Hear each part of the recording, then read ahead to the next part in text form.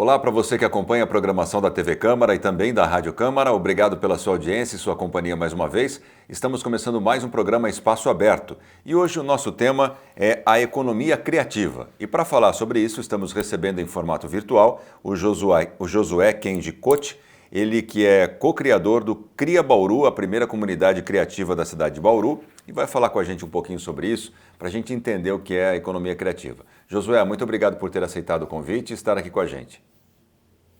Eu que agradeço. Bom, para a gente começar, nada melhor do que entender, né? O que é a economia criativa? Explica para a gente.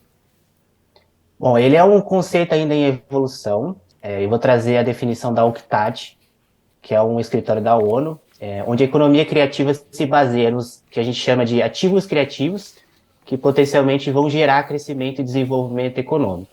E aí ele tem três pilares onde a economia criativa se baseia, que é a questão da singularidade, ou seja, são produtos, serviços originais, criativos, a parte simbólica, que a gente pode ver muito na economia da cultura, e o que eu diria que é o principal, que é o intangível, que é a criatividade que a gente chamaria de matéria-prima principal para a produção de tudo que está dentro desse ecossistema da economia criativa. Tá, eu tenho um dado aqui que a economia criativa representa 3,11% do PIB brasileiro e emprega 7,4 milhões de trabalhadores no país, segundo dados do PNAD. Continua para o até 2030, o total desses trabalhadores na área deve subir para 8,4 milhões. É importante esse impacto, né, Josué? E quais são as áreas profissionais que estão inseridas nisso tudo que você falou? Bom, para reforçar esse ponto, né, esse dado, é interessante que esse dado foi tirado de 2020, né, do PNAD, e nesse mesmo ano os dados ali do PIB da economia criativa superou o setor automobilístico, que é geralmente um dos maiores empregadores do país. Quando a gente fala das áreas, né, da economia criativa, ela é bem ampla e a gente pode dividir em grandes sub-áreas, né? Artes e cultura, então o pessoal que trabalha ali com produção cultural, com teatro, com cinema, arte de mídia e entretenimento. Então, quando a gente vê o pessoal que trabalha ali com produção de conteúdo, shows, né? O Bauru tem bastante shows para os jovens, então é algo importante de se ressaltar. Tecnologia da informação e comunicação, então tudo a ver com a nossa cidade, né? Que a gente tem um polo de tecnologia muito forte. A parte do consumo. Então, tudo que você vê ali, design de moda, design de produto, né? Tudo isso tem envolvimento da economia criativa ali nas áreas, né? Então, você pode falar audiovisual, design, artes, biotecnologia, é interessante reforçar, música, games, arquitetura. Então, tudo isso que tem ali como matéria-prima o intangível, que é a criatividade, está dentro da área de economia criativa. Bom, você citou algumas profissões aí, por exemplo, design de moda, acho que se eu não me engano a gente até tem uma graduação aqui em Bauru, mas os outros não, né? Como é que as pessoas têm que se preparar para entrar nesse mercado? Como é que funciona? Não sei se tem algum curso, explica pra gente o que é, quais são os requisitos para que a pessoa comece a trabalhar com a economia criativa. Bom, primeiro é importante a pessoa entender aquilo que ela gosta de fazer e se ela tem condições de gerar um tipo de modelo de negócios próprio ou trabalhar para alguma empresa. Então, vou citar alguns exemplos. O Senac tem vários cursos livres e cursos técnicos da área de economia criativa, como publicidade. Você citou a parte de moda também, que é interessante. O curso de produtor cultural aqui do Senac também é muito bom. A gente tem os cursos de graduação, né, das faculdades aqui de Bauru. A gente tem um curso, por exemplo, de design muito forte, né, que é referência nacional. A gente tem um polo de audiovisual também muito forte. Bauru recebeu recentemente, há uns anos atrás, acho que 2022, se eu não me engano, que inclusive tem a ver com os movimentos da economia criativa da cidade, o título de Arranjo Produtivo Local de Audiovisual. É o primeiro do estado de São Paulo, foi um movimento do coletivo Plano Conjunto, da sociedade civil, que percebeu esse movimento. Então, as pessoas podem ir atrás de cursos de audiovisual. Em Bauru tem a faculdade de audiovisual, tem cursos livres também, tem empresas que oferecem cursos, inclusive com aquela certificação para você trabalhar como ator. Então, é procurar aí nas redes aqui de Bauru, conversar com os amigos, o próprio curso de arquitetura, tem as academias de música. Então, é entender, ó, eu tenho a parte criativa inerente em mim, e eu quero aflorar ele e trabalhar com isso. Então, qual área que eu tenho mais afinidade? Você pode, inclusive, pelo DEA lá da Secretaria de Cultura, fazer alguns cursos gratuitos primeiro para ver se você, não, eu gosto realmente, porque às vezes é aquela diferença, né? A pessoa tem um gosto, tem um hobby, e ela não quer transformar isso em profissão e tá tudo bem. Mas às vezes ela vê que tem uma vocação, ela consegue viver disso, aí ela pode se aprofundar, fazer uma graduação, ou até mesmo não necessariamente fazer uma faculdade, mas se especializar em alguma coisa por exemplo, vou citar um exemplo. A pessoa quer ser operador de câmera. Essa é uma das áreas aqui importantes do audiovisual, que não necessariamente a pessoa vai fazer uma faculdade, ela vai fazer um curso especializado.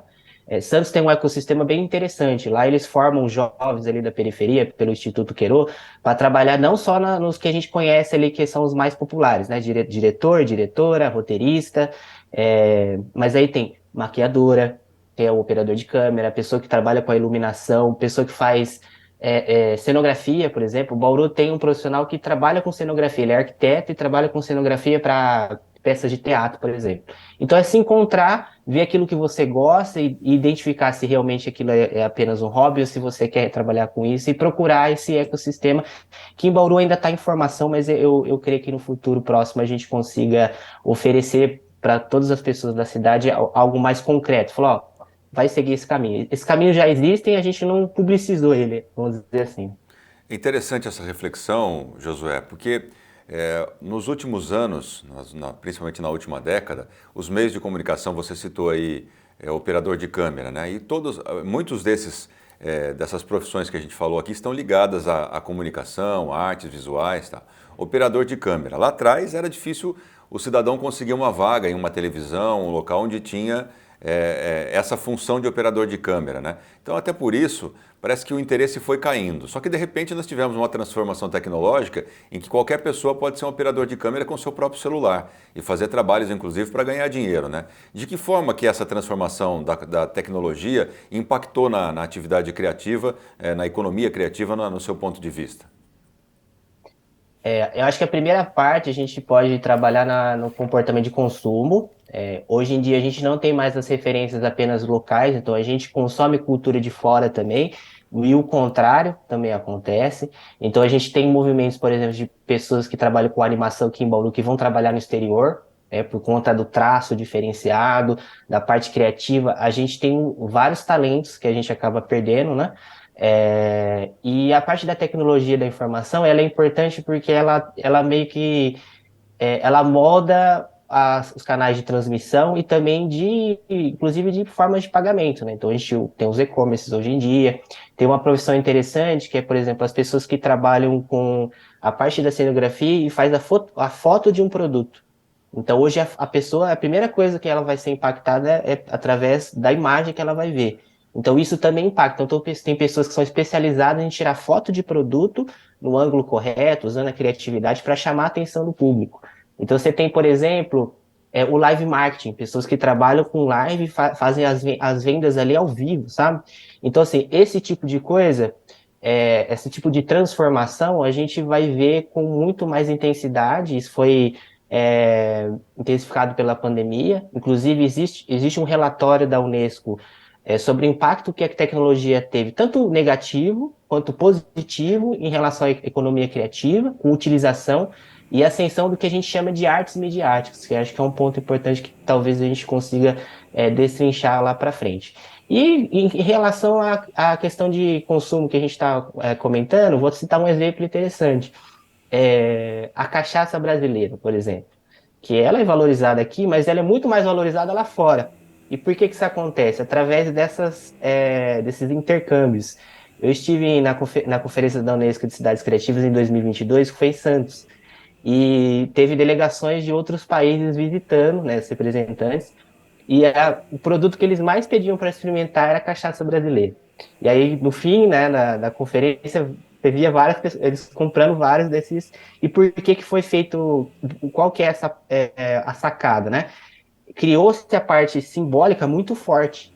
Então, as pessoas compram não só pela qualidade da cachaça, que é um fato, mas também pelo valor simbólico que a cachaça carrega por conta da nossa diversidade cultural. Então, as pessoas valorizam muito.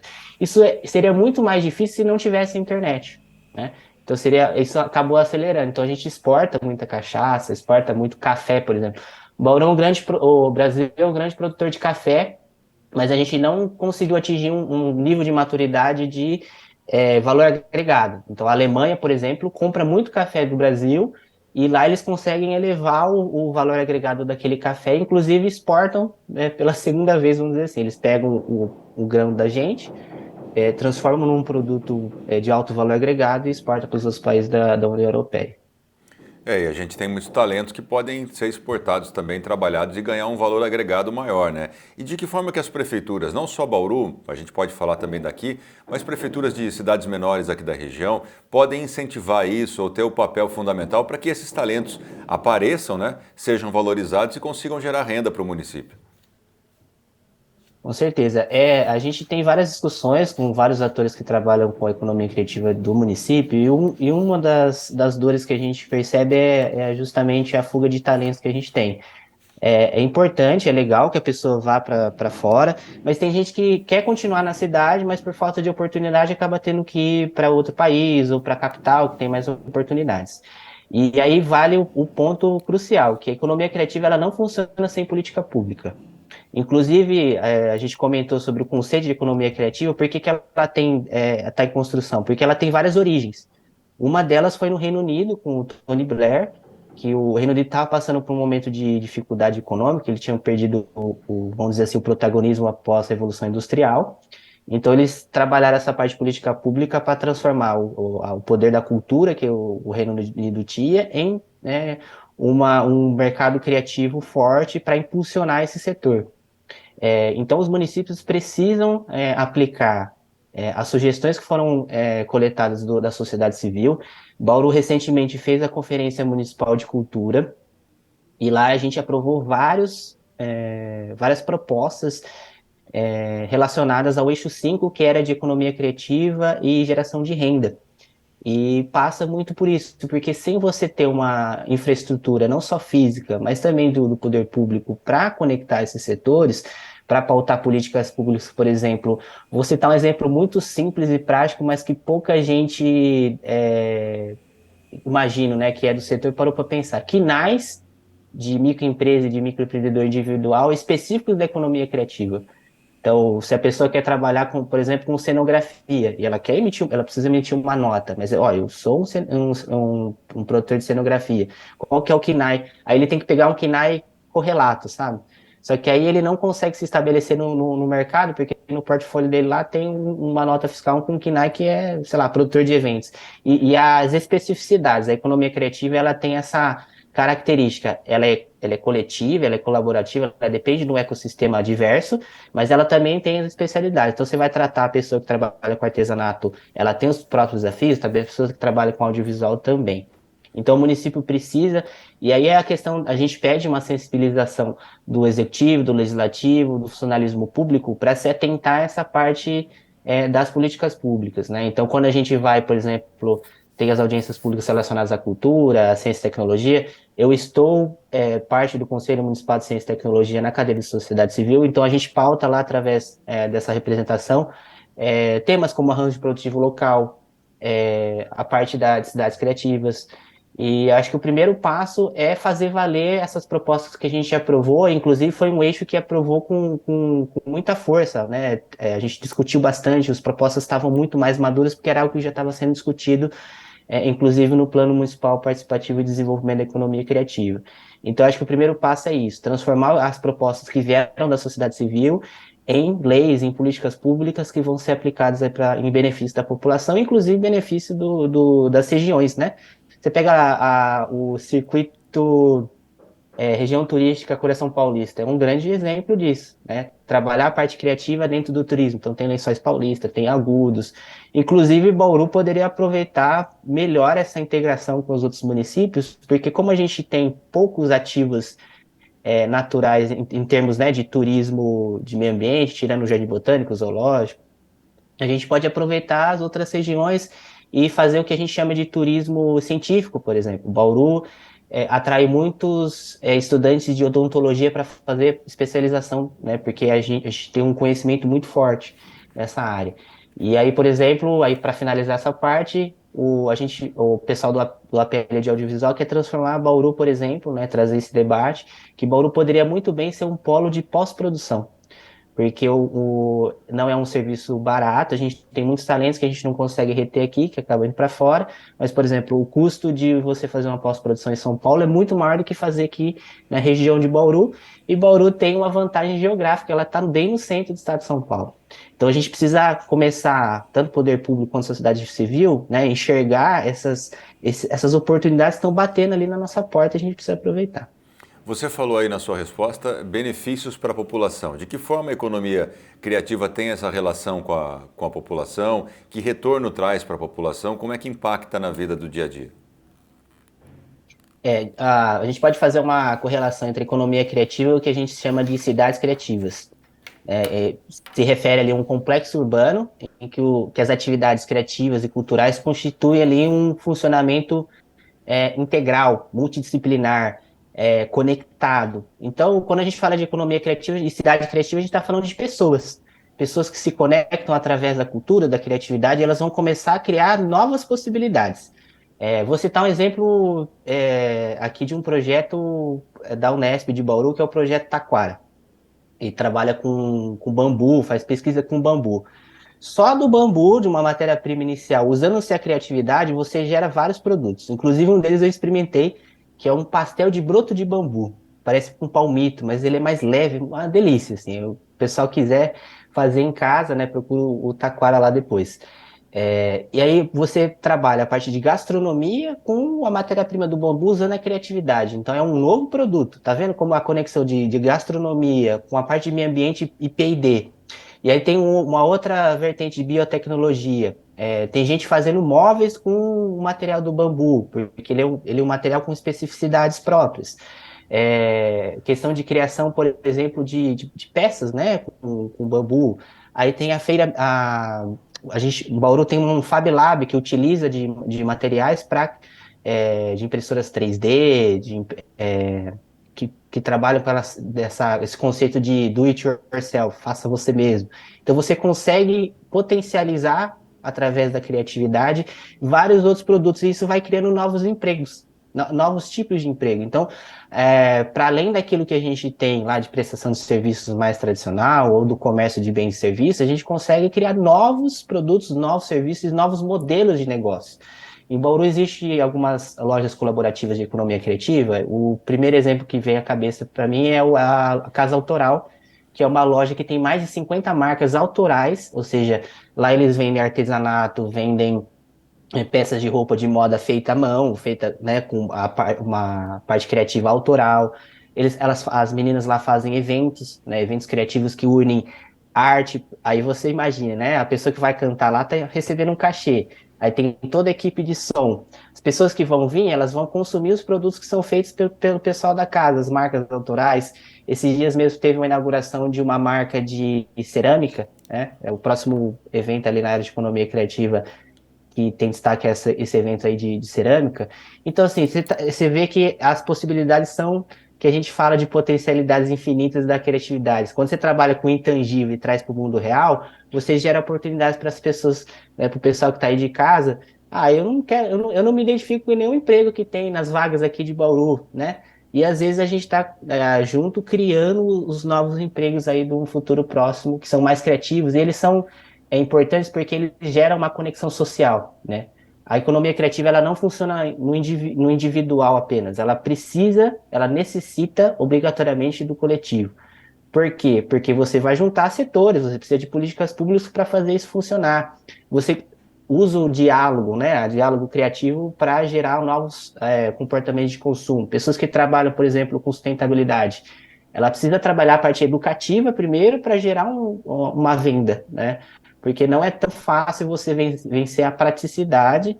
É muito bom você ir no mercado. A gente não quer, uma coisa não elimina a outra. O mercado ele tem sua importância porque tem a praticidade. Mas para além do mercado, alguns produtos que podem ser feitos de forma artesanal para consumo rápido, né, que tem um valor simbólico muito grande. E aí a gente volta, por exemplo, para a parte do taquara, a cenografia com bambu, né? Você vê quantas possibilidades. Se eu for ficar aqui falando, a gente vai ficar até semana que vem. Mas as pessoas podem ter essa noção da quantidade de oportunidades que podem ser geradas a partir da criatividade. E aí fica né, um último recado importante, né? As pessoas que estão assistindo, você é criativo desde a sua nascença. Então, tira isso da cabeça que você não é criativo só porque você não trabalha com algo artístico. A gente precisa de criatividade para tudo, para saúde, para bem-estar, inclusive para relacionamento, né? Você usa a criatividade ali para mandar uma mensagem para a pessoa se interessar por você, ou você, na própria entrevista, né? A gente precisa usar a criatividade para tirar uma sacada ali da pessoa que está sendo entrevistada e assim por diante. Beleza, Josué. Eu quero agradecer demais por você ter aceitado o convite, dividir com a gente e trazer à luz esse tema que às vezes fica lá apagadinho, né? Só quem está participando é que sabe, mas ele precisa que, como você falou, que as pessoas tenham contato até para despertar a sua criatividade, que todo mundo tem, mesmo que esteja ali quietinha, mas tem, e que possa começar isso a gerar frutos, rendas, não só para quem começa a trabalhar, mas para toda a sociedade, como você bem explicou para a gente aí. Muito obrigado pela sua participação e a TV Câmara, a Rádio Câmara está sempre à disposição para divulgar todos os assuntos da economia criativa aqui em Bauru. Muito obrigado. Obrigado ao Muito Josué obrigado. e a você que acompanhou essa entrevista pela sua audiência e até a próxima.